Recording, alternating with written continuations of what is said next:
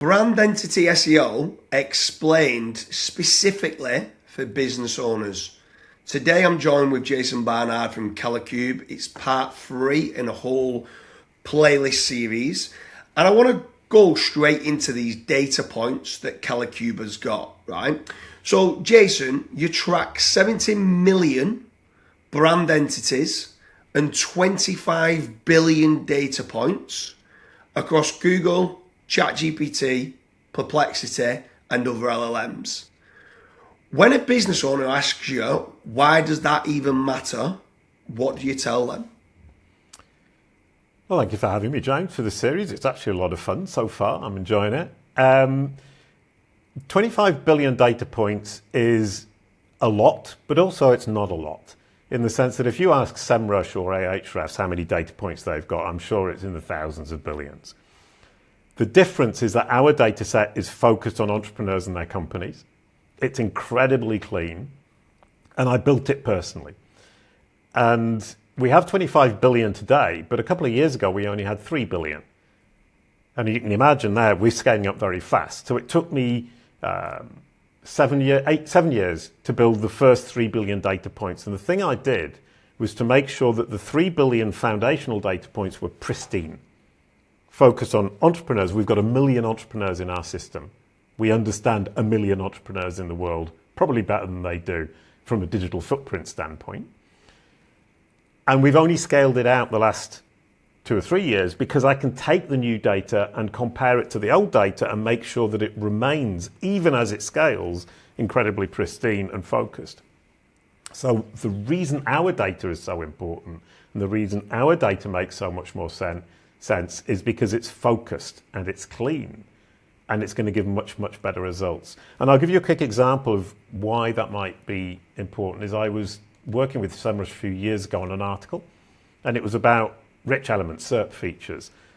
And they sent me some data, and I knew it was wrong. It was very obvious. I've got a degree in economics with statistical analysis, and I know my numbers. And I sent it back and said, this number is wrong. And they went away, analysed it, came back and said, oh, actually, yes, you're right, because, and they had all these caveats. And it was because their data set isn't clean enough. It's brilliant. SEMrush's data, no criticism at all. But it's so vast that sometimes when you ask it a question or you look into it to try and answer a question, you get data that infects the point you're trying to get to. And at CaliCube, we don't have any of that because it's so clean. Yeah. But I want to come back to business owners, right? So if I'm running a business, why do I really care about what Google's knowledge graph thinks about me? Yeah, sorry, I was answering about why should they care about the data, but as from a business perspective, which is a much better perspective, is if I can tell you how Google, ChatGPT, Perplexity perceive your market, I can tell you how to make yourself the center of that market. So that data allows me to identify exactly what that market looks like, find all the converging points between all of your competitors and place you right at the center. And if you're right at the center, you are the one they will always recommend. And we talked in one of the other episodes about getting these engines to become your recommender. When somebody is looking for the solution to the problem that you can solve, make sure they recommend you above the competition. And they will recommend you if you're right in the middle of the group of people, the cohort, or the group of companies, the cohort who can solve that problem, and you're perceived to be the most credible. So the data makes that happen. Yeah, for sure. And in one of the other episodes, we speak about the algorithmic trinity. So it's not just about Google Web Search, it's about the knowledge graph and it's about the LLMs. And I want to touch on a little bit about the LLMs because it's in something else in one of the other episodes that you say to me, and I want to dig a little bit deeper on it. You say that AI is like a sales team. So can you explain that part to me for a business owner? Why is AI like a sales team? Well, if you can look at AI as employees and not as this nasty or horrible engine that you're trying to beat, what you're trying to do is train the machines to act on your behalf. So then you can say, well, this machine is an employee. I need to train it so that when somebody's asking about my brand, ready to close the deal. They're talking to the salesperson at the last very moment of conversion. That salesperson, the AI, says exactly what I need it to say to make that conversion and stop the leakage. If it's not saying what you need it to say, you're going to be leaking. We've calculated about 15%, probably. 50% if it's not saying what you want, and we can reduce that to 15%. I'm getting confused. Then at the point of comparison, when somebody's comparing two different opportunities or offers, if you look at the AI as your sales team, you can get it to say, your company, in my case, CaliCube, is the best. You can train the machine to become your sales rep at the consideration stage. And that's huge. And if you go right to the top of the funnel, you can also train it to be your advocate, to shout about you. But fundamentally, as a sales team, you're looking at that bottom of the funnel, last moment, somebody searching your brand, make sure the AI employee that you have is saying exactly what needs to be said to make that conversion. And in the middle of the funnel, when people are comparing you to your competition, make sure the AI is your employee and not the employee of your competition. Yeah, so just to simplify this for a business owner who cares about a return on investment, who cares about profits, how does this actually turn into revenue and what's the connection? What I see a lot of businesses do is spend a lot of time, resources and money on getting people into their acquisition funnel, on the assumption that people will come down the acquisition funnel and convert. There's leakage at the bottom, there's leakage in the middle. So however good the top of the funnel is, if you've got leakage in the middle and at the bottom, you're wasting money because you're losing sales. So once again, we come back to that comparison between you and your competitor. Every time the AI says your competitor is better than you or even as good as you, you're leaking. If the AI systematically says you're better than the competition, you make the sale. Yeah, for sure. I mean, with regards to going deeper on that, anyone who wants to watch a video, it's not actually part of this playlist, it was done over a year ago, and it's titled How Jason Barnard Helped Me Make $1 Million Just with Branding Advice. And it's exactly to do with what he's talking about there. You've coined the phrase of zero-sum moment, where it's about at the 11th hour, you're deciding who you're going to go between, and is it going to be your company or is it going to be your competitors? And we won certain jobs. And I can put that straight down to the advice of what you'd give me to make certain that I was looking great offline and I needed to bring all that information online, all the testimonials online, all the case studies online. And I ended up winning the biggest job I've ever done. And I asked the head teacher, what made us choose you? And you went, you was both very similar on price, but it was chalk and cheese. Like it was literally night and day difference online. We went with you. You had by far better reviews, by far better testimonials.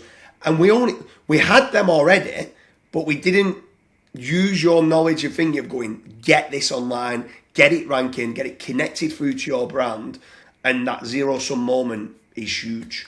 But that's it's a really, really good point, because I've got clients and you go and see them and you say, are you the best in market? I like asking that question. And they all say, of course we are. Everybody knows that. And I say, well, you know it. Show me online where the proof is. And they almost never can beyond, we've got some Trustpilot reviews maybe, or we've got some reviews that we collected ourselves on our website. And you say, well, that's not proof. Trustpilot potentially is proof, but it's not enough proof. Yeah. So you need to prove to the machines that you are the best in market. And it's not enough for you to say, I know we are and all our clients love us. Get your clients to say it online. And you're going to win the game, because you have to prove that you're the best in market. And it's a really good point. And the zero-sum game that you have with AI, that zero-sum moment in AI at the bottom of the funnel, when push comes to the shove, ChatGPT, you say to ChatGPT, when push comes to shove, who should I go with? It has to say you. Yeah. That's where you win the deal. Well, now I want to talk again. I want to keep reverting this back. This video solely for business owners, right? For a business owner that might be watching this that's got limited time and limited budget, where do they start now with this? You need to start by identifying who it is you serve, how you serve them, and why you're the best.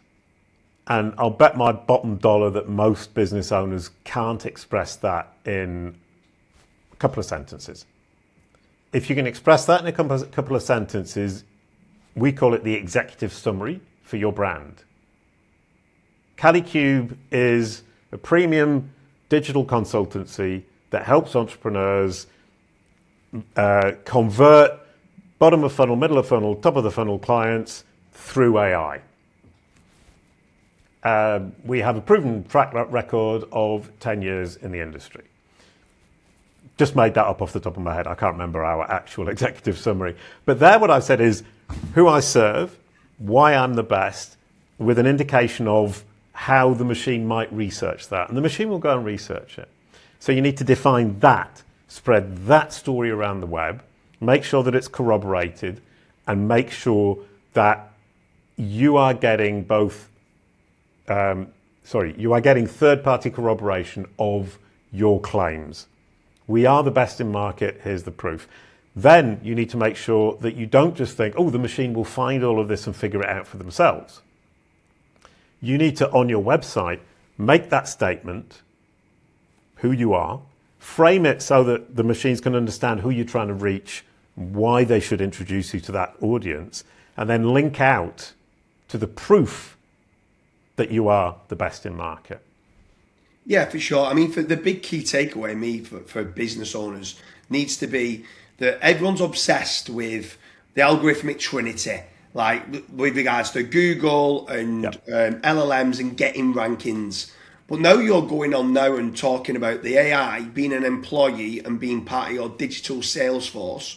That's not only generating you inquiries, it's helping those conversions. It's getting you when you're 50-50 with a competitor and they're asking AI mode or Gemini or Perplexity or Claude or ChatGPT. They're asking that question, who should I go with? Yep. Now it's saying Jason Barnard, not this other competitor.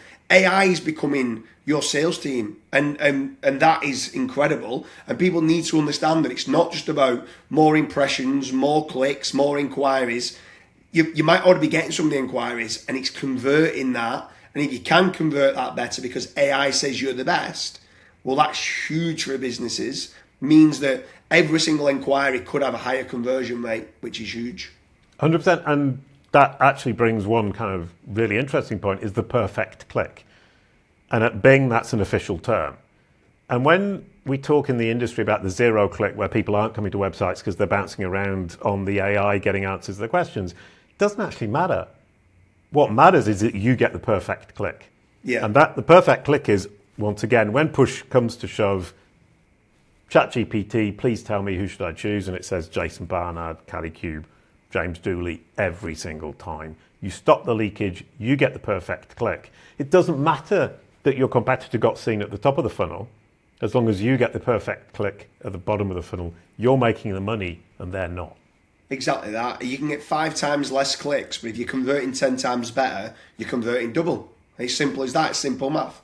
So anyway, I hope people have enjoyed it. This is part 3 of the playlist. Jason, it's been an absolute pleasure. See you again soon. Thank you, James.